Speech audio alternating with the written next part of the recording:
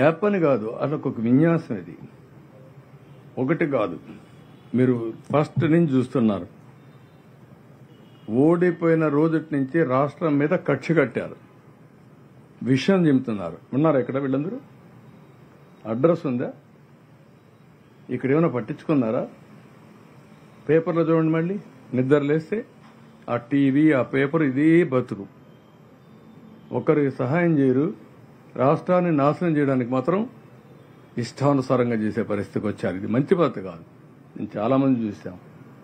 ఏది ఏమైనా చాలా స్ట్రాంగ్ గా చెప్తున్నాం. ఎక్కడికక్కడ ప్రజా చైతన్యం తీసుకొస్తాం. ఇప్పటికే ప్రజల్లో అసహ్యం వచ్చింది. భవిష్యత్తులో అలాంటి వ్యక్తులకి సంఘ బహిష్కరణ తప్ప, రాజకీయ బహిష్కరణ తప్ప ఇంకోటి లేదు.